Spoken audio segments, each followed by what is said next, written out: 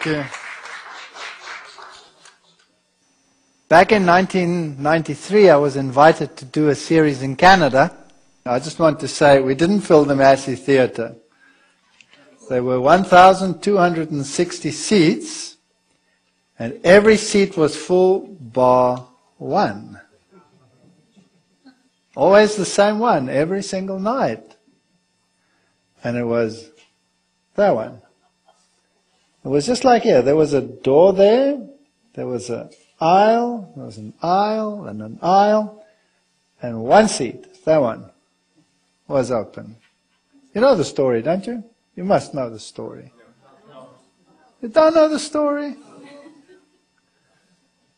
I'm sure you know the story. Yeah. And we had double lectures. Well, let me tell the story then. Yeah, we had double lectures every night, doubling up. It was my first series in a foreign country. I mean, I'd done series elsewhere, but the first foreign one. And before, I'd never done a series by myself. I always worked with a little man called Duplessis. Do you know him? Yes. Yeah. He always says, Walter, you knock him over, I pick him up. He's a sweetie pie. Yes, and so I was all out by myself, and I thought, Lord, how am I ever... This story is a lifesaver for me, really. Because it's sustained me for 23 years, this story. It's really very important to me. And first time alone, first time in Canada. I mean, the president there had written a nice letter to these people over here, blackening my name before I got here. And so I was met by a brick wall when I got here. So I had to learn very early on what brick walls were all about. And then we had these double lectures, and when I started getting into the real truths, you know, Mark of the Beast and all of these things. Did you know that the Canadians could be very acrimonious? Not as bad as the Germans, but bad enough. And they would storm to the front, and they would get physical. And some of them would run onto the stage and grab the mic from me and shout into the audience, the Antichrist is not the Pope, this man is the Antichrist. And I had to deal with all of that.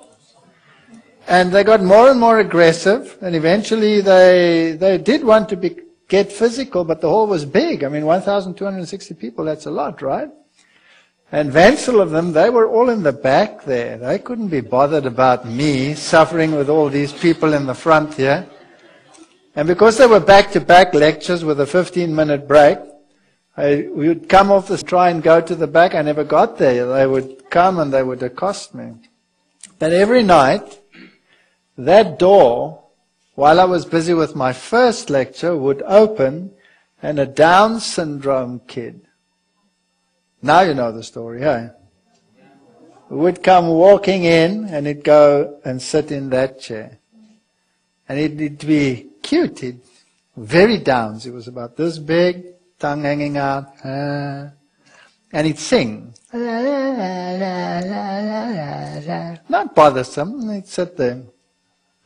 And then when this drama started and these people came to become aggressive, he would get up.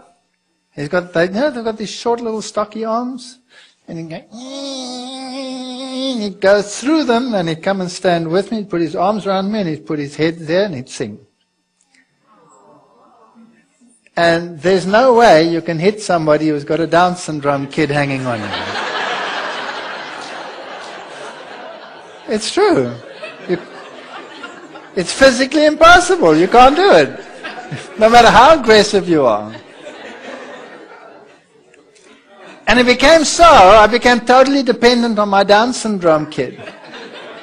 And 2 or 3 times he was late.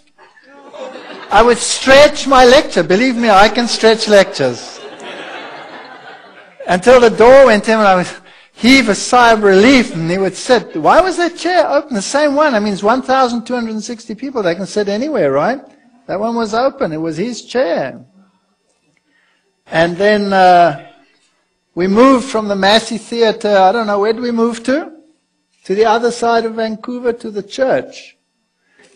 There I was on the other side of Vancouver, and of course he was gone. Now, who was the Down syndrome kid? I thought he was part of the furniture, or maybe a neighbor's kid, because he always came alone. And the question is, why is there no support, no parents, no this, no that, nothing?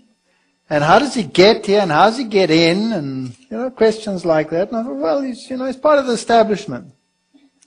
And I missed him. And then Amazing Discoveries is very kind to me. They only give me, 7 lectures in a row or so on a day. And it was a Sabbath, and I was flying the next day. And we were on the other side of the city.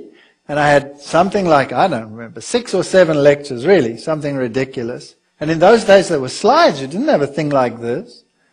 And so you had all these carousels standing around and packing in the slides to get them back into their little packets. And I'd given the second last lecture, and in the last lecture, about halfway through the lectures, the doors at the back open up, and the Down syndrome kid comes walking in. Can you believe that? And I thought, no, this is weird. No parents, no adult, other side of Vancouver. That means buses, transport, you can't walk. He's not part of the establishment. Who are you? And you know what? The same seat, that one, was open. And he sat right in the front. And I gave that last lecture, and I looked at him. And then after the lecture, I had to pack all these slides back, because I had to fly the next day. And I had all my little packets there, and I put them in there. And all the people left to have drinks in the foyer. And only he and I were in this church. And then he got up, and I was standing on the front behind a pulpit thing, packing my slides, and he got up, and he walked around, and he came up the stairs, and he came behind the pulpit, put his arms around me, put his head there, little tongue hanging out, and he sang. Like that. And I put the slides in, and I looked at him, and I put the slides in, and I picked up the courage, and I said to him, I pushed him away like this, and I looked at him like this, and I said, okay, I want you to answer me one question. Are you a man, or are you an angel? And he did this. This is exactly like this he did. And he walked off, and nobody ever saw him again. Now, I've had people run on the stage in Slovenia wanting to kill me. I've had those series done under police protection, with the police commissioner sitting in the front and 200 soldiers or police around the building protecting us. Those guys ran on the stage. They took my little translator. She was a little girl like this. Shoved her that she went flying, grabbed the mic out of my hand, went flying, pushed me around, and I marched everyone, ordered everyone out. Nobody left. Nobody left. They had to leave. The audience got up like one and said, you leave. Very interesting. And you know what? Doesn't rattle me. Doesn't rattle me. I'm not worried whether they run on the stage, whether they push me around. Took this little translator, I said, relax, everything's fine. There's a Down syndrome kid here. Somewhere. I don't have to see him anymore. I don't have to speak to him anymore, but I know he's there. And he's no Down syndrome kid. One angel, 186,000 Assyrian soldiers dead in one night. Don't mess with a Down syndrome kid. But the verse now reads, not by might, not by power, but by my Down syndrome kids, says the Lord. So yes, that angel did sustain me. So it was 1,260 minus 1.